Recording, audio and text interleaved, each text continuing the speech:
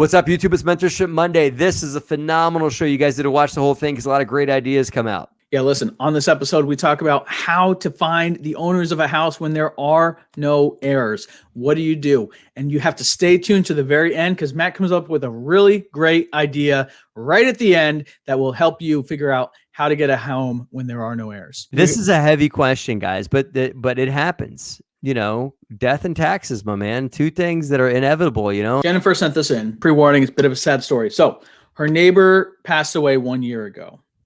His wife passed shortly after that, recently, and their daughter ended up with COVID-19 and passed away as well.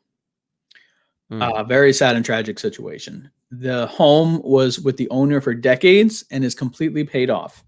There are no heirs, and the only person who is trying to figure out what to do with the house is the wife's best friend, but she has no idea what to do. So Jennifer and her husband live with her in-laws and have noticed this house before. It is a house that they might be interested in buying, but since there's no heir and this house is just sitting, she doesn't really know what to do. She, is adverse possession a thing? How could they obtain ownership? Should they be calling the town? Can they work with the wife's friend that's sort of handling things for them? Just where do you even go with a situation like this? Where do you start? Man.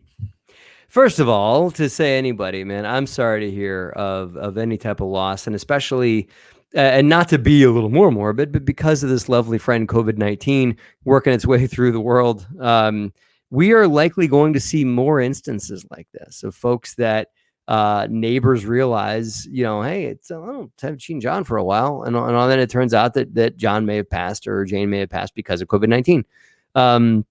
And so I think that there will be plenty of workout of these types of things in our society over the next year or two, thanks to COVID. And it stinks. It absolutely stinks. And it's just, it's not something you want to deal with, but it is a fact of life. And we have bought several properties from people that have passed, not because we're bottom feeders or sharks or whatever, but because it is something that has to happen. It is a service that is required to move these properties into hands of people that care about them, right? So typically, okay, there is an heir of some sort, right? Whether that is a relative or a child. I bought several properties off of children of the deceased. And that's pretty straight up. Typically there's either a will or it's pretty clear in most states that there are next of kin laws, okay? So the first thing I would try and do is I would look on, and this sounds crazy, but it'll work. Look on the Ancestry and the 23andMe sites. Go on Ancestry.com, go on 23andMe, search for family members of this person. Although you might only be aware of their daughter that passed of COVID-19, they could have a son that's estranged or a son that maybe he's not estranged, maybe he's just strange and he maybe moved away somewhere and decided to, be away from his family, and maybe he is not aware they passed, but he's the rightful heir. And there may be other aunts and uncles that you could contact that could tell you of a family downline that may exist, or may tell you of the wishes of the family, and might be aware of a will, or might be aware of wishes of those parents. The home became the property of the daughter when both parents passed, but the parents could have had wishes for the house, and maybe it could have been documented somewhere. I would look on those sites. That's number one. You mentioned calling the town. That's a good idea too, because the town may have information. Even calling the local hospital where the daughter passed and asked and say, listen, I'm trying to locate next of kin. I'm a neighbor. I'm a concerned neighbor, and I need to locate next of kin for personal matters, because you don't have to get into, I want to buy their house. They're probably going to roadblock you if you tell them that. But I would say, I have a personal matter I need to discuss with next of kin. It's an important pressing matter I need to discuss with next of kin, and the hospital may know. Then you can check with the probate court for your local county, because anytime property transfer happens from the deceased, it has to go through probate, and probate is what takes assets away from one person and gives to their next of kin, right? So the probate court would be able to tell you if this has already begun and is already moving to the next person. And if nobody stands up to take the property, then the probate court is, I believe, who takes them back and moves it over to the state. And we have bought one property from the state of New Jersey that was from an estate of someone who had passed. What is a reasonable question to be asking to start finding out information? What is a reasonable amount of information I might be able to get out of probate court? Yeah.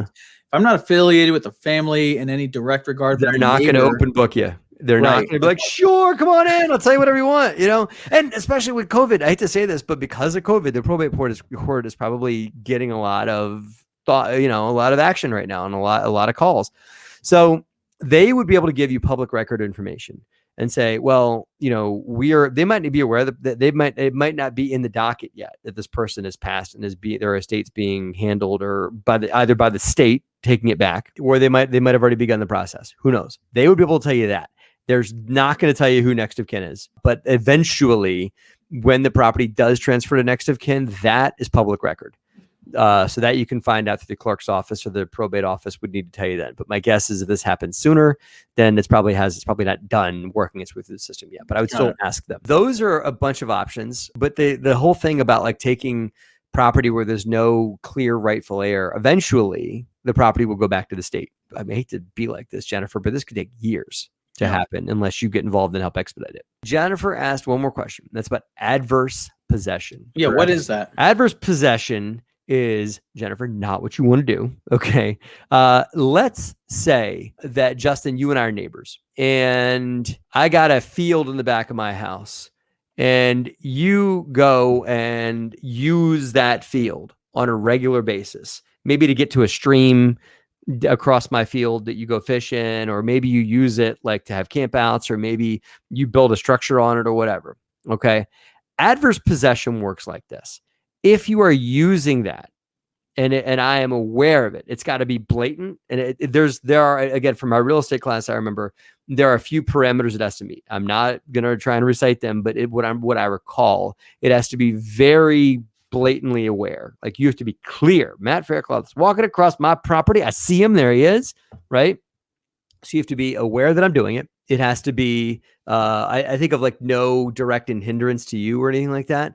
And it has to be for a long period of time, like 17 years, you have to be doing it, right? A long time. If all those parameters are met, and also parameters I can't think of right now, then you could eventually take possession of the real estate. I could claim ownership of that land that I've been using to camp on or whatever, if I've been clearly using it for whatever the period And I'm of time aware is. you're doing it. I haven't tried to stop you, and it's not directly impeding me or anything like that. And it's kind of one of those things. It's an old law, and I believe it was developed in like, people that just like, it's like you have land you're not using. I start using it, and I'm clearly using it for my own benefit, and I'm not hurting you, and it's clear that it's happening, and you're aware of it. You're materially aware of it, and you haven't tried to stop me. And I've been doing it for a long time. And the heir would have to be aware of it, right? All that, what heir? Exactly. The heir that we cannot find. Yeah. Right. I give you one more way you could do it. Those real estate taxes are not going to get paid, right, on that property. So what you could do is the next time the taxes get paid once a quarter, when the tax bill comes up, it's not going to get paid. The town is then going to put those taxes into a pool that gets auctioned off. No matter what they auction them for, you buy them. And other people are going to be aware that this house was owned by two people that are now passed away and their daughter that's now passed away. And it's also free and clear, right? So it's going to be public. So you're going to have to bid it up, and you're probably going to have to pay a lot for the first position lien, for that tax sale lien. Then once you own that very first quarter of taxes, let's just say it's first quarter 2021, right? That sounds about right.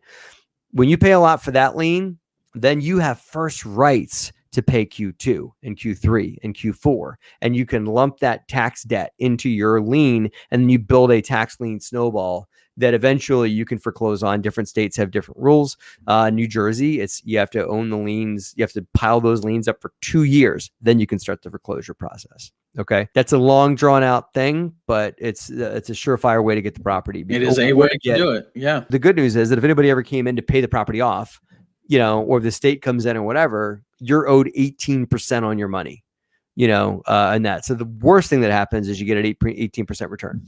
And then you find out someone's claiming it, right? So then you find out the heir, or you find out who wants to deal with this property, and then maybe you can tell them about let's make a deal. And worst could happen is it could be the state. So those are your options, Jennifer. Again, it's a sad, ugly thing. But I think it's something that needs to get discussed more of, because it's something we're going to have more of in this country. And also, I think it's something that all morbidity aside, it's a good way to get deals because there are no emotional attachments to the property in a lot of ways. And a lot of times it's like when you buy properties off of descendants of people that are deceased, it's like they're not going to be like, oh, I want to get top dollar. It's like, I just want to move this on and get it off my plate. And so it becomes more of just a transactional thing, and you can get a good number on the property that's fair versus people trying to escalate it, and because they just want to go back to their life. All right, let's wrap here. Thanks for watching, guys, and have a great profitable week.